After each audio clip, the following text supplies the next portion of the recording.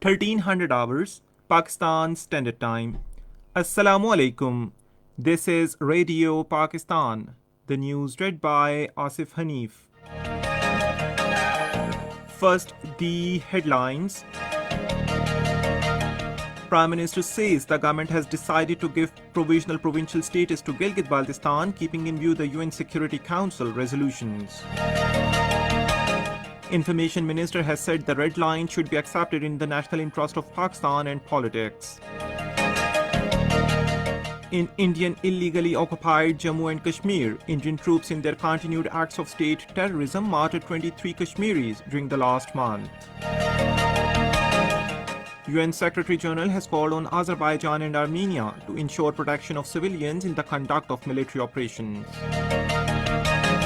And now the news in detail. Prime Minister Imran Khan says the government has decided to give provisional provincial status to Gilgit-Baltistan, keeping in view the UN Security Council resolutions. He was addressing the Azadi Parade ceremony in connection with the 73rd Independence Day of Gilgit-Baltistan in Gilgit a short while ago. The Prime Minister said the government is focusing on development of all backward areas of the country. He said the Gilgit Scouts liberated this region by rendering sacrifices of their lives. Imran Khan said a strong army is indispensable for a country to protect its sovereignty and solidarity. He said Modi-led Indian government has been working on Hindutva agenda and they have introduced discriminatory laws against Muslims in India.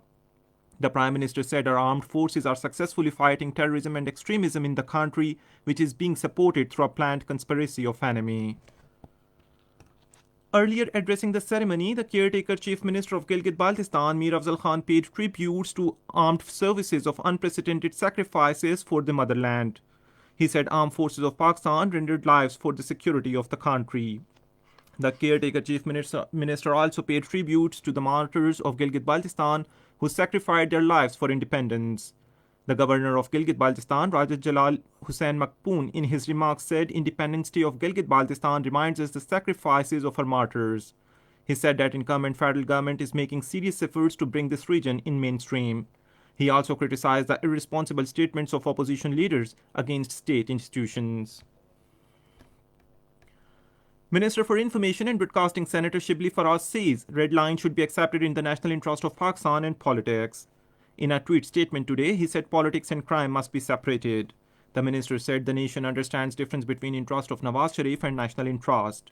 He said the supporters of Nawaz Sharif will also have to realize this difference. 977 new coronavirus cases and 17 more deaths due to virus infection were reported in the country during the last 24 hours.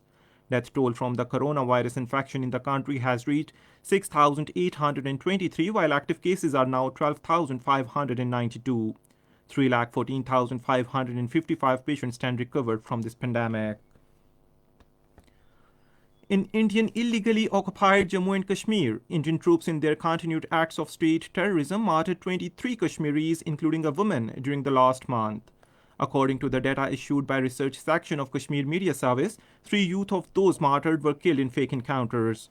During the period, at least 42 people were injured due to the use of brute force, including firing of bullets, pellets, and tear gas shells on peaceful protesters in the territory. UN Secretary General Antonio Guterres has expressed grave concern over reports of violence in the Nagorno-Karabakh conflict zone affecting civilians. In a statement, the spokesperson Stephen Dujarric said the UN chief has reiterated that both sides have the obligation under international humanitarian law to take utmost care to protect civilians and civilian infrastructure in the conduct of military operations. In Canada, at least 2 people have been stabbed to death and 5 more wounded in the city of Quebec.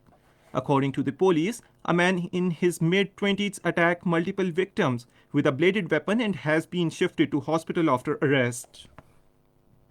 In Philippines, Typhoon Goni, Asia's most powerful typhoon this year, landed in island today with maximum sustained winds of 225 km per hour. The State Weather Service said almost 1 million people have been evacuated from their homes. And now the news from sports. In the second one-day international against Pakistan at Rawalpindi, Zimbabwe were 50 for 2 in 13.3 hours a short while ago. Earlier, Zimbabwe won the toss and elected to bat first. Pakistan leads the 3-match series 1-0. And that is the end of this news bulletin. For more news and analysis, log on to our website radio.gov.pk and also watch the live video streaming of our news bulletins on the link facebook.com/Radio Pakistan News Official.